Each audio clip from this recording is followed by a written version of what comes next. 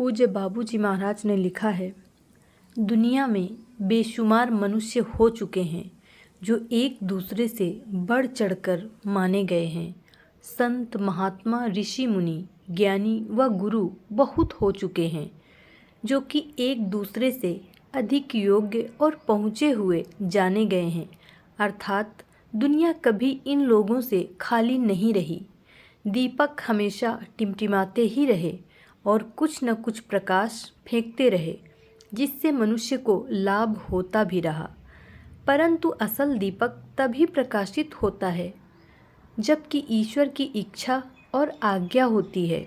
वर्तमान समय भी ऐसा ही समय है जबकि वह असल दीपक प्रकाशवान है।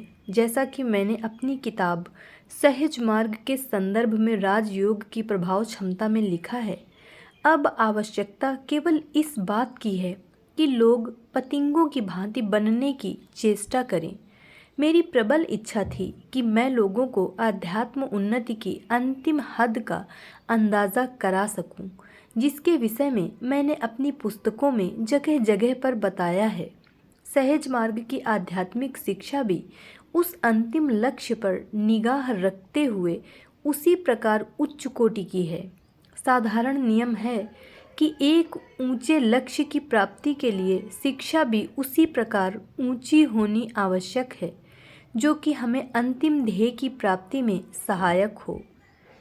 इस विषय को मैंने कई वृत्तों द्वारा, जो कि एक ही केंद्र से भिन्न भिन्न दूरी पर खींचे गए हैं, स्पष्ट करने का प्रयत्न किया है। सत्य का उदय में दिए गए चित्र के अनुसार हमारा वर्तमान स्थान सबसे बाहरी वृत्त से दिखाया गया है।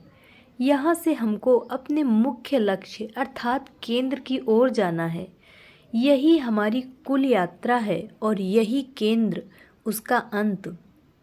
रास्ते में बीच में हमें उन तमाम वृत्तों को पार करते हुए जाना है। यह वृत्त वास्तव में आध्यात्मिक उन्नति की भिन्न भिन्न श्रेणियां हैं, जिनको मैंने इस ढंग से रखा है। इनमें से हर एक के अंदर बेशुमार परतें तह दर तह मौजूद हैं।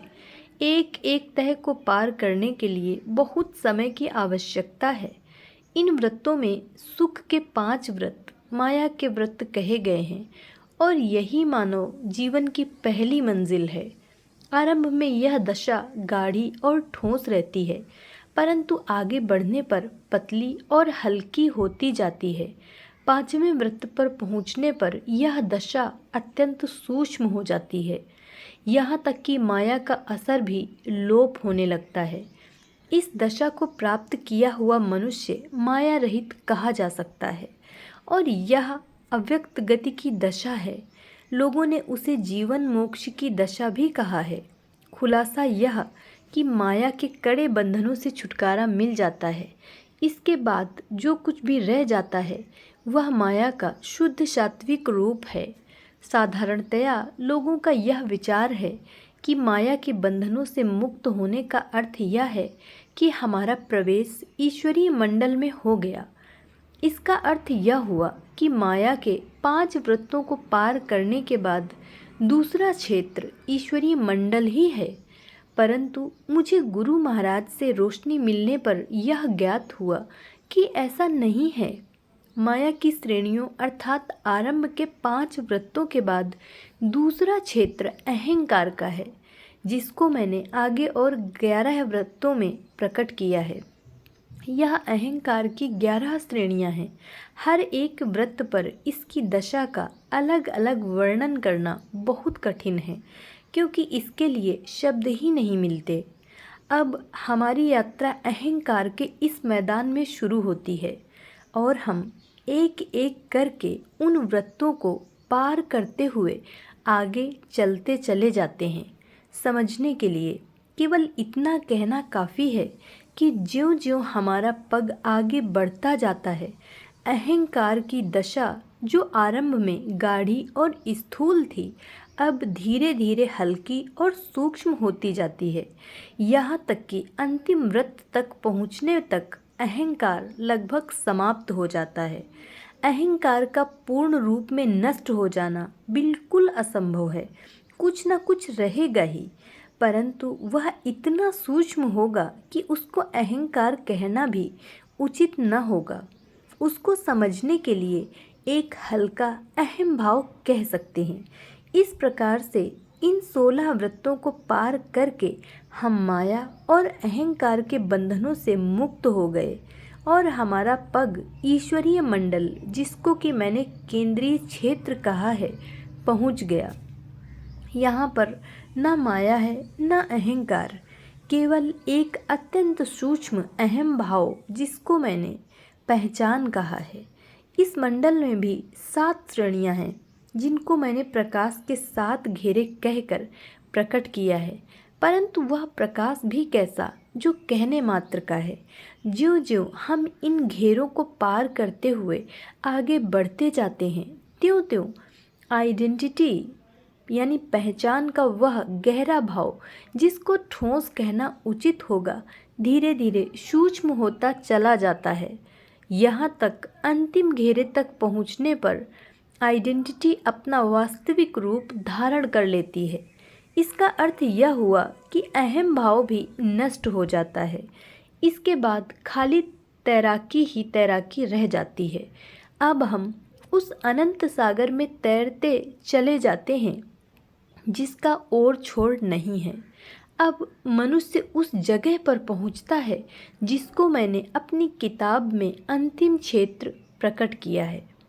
समस्त बंधनों से मुक्ति पाने पर मनुष्य इस दशा को प्राप्त होगा ही, परंतु बात तो तब है कि जब जीवन में ही इस दशा तक पहुंच जाएं, और यह बात अब तक बिल्कुल असंभव मानी गई थी। मेरा विचार है कि हमारे गुरु महाराज के पूर्व शायद ही कोई ऐसा व्यक्ति हो जिन्होंने अपने जीवन काल में इस हद तक उन्नति की हो। वास्तव में यह हमारे गुरु महाराज का ही आविष्कार है कि मनुष्य अपना साधारण जीवन सुरक्षित रखते हुए उस अपार और अनंत सागर में तैराकी प्राप्त कर सके। मैंने हर व्रत की दशा को अलग अलग वर्णन करने की चेष्टा की है, मगर उसके लिए उचित शब्द न प्राप्त हो सके। मालूम नहीं कि ईश्वर ने अपनी वास्तविक दशा को कहाँ तक छिपा कर रखा, जिसका न ओर है न छोर। प्रकाश के 7 घेरों को पार करने के बाद यदि मस्तिष्क पर अधिकार बाकी रहे और उसके लिए शब्द भी प्राप्त हो जाए, तो भी न मालूम आगे क्या क्या मिलेगा। जहाँ तक अपनी विचार दृष्टि से इसका अनुमान लगाने का प्रयत्न करता हूँ, तो केवल होश उड़ने के और कुछ हाथ नहीं आता।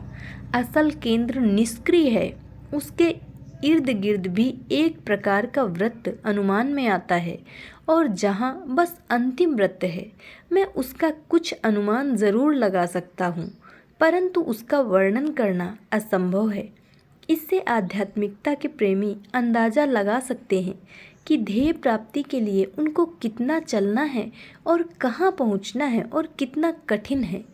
यह केवल प्राणाहुति की ही शक्ति है, जो कि सहज मार्ग का मुख्य अंश है, जो इस अत्यंत कठिन कार्य को इतना सुगम बना देती है और इस जन्म जन्मांतर की समस्या को एक ही जीवन के अंदर सुलझा देती है। धन्यवाद।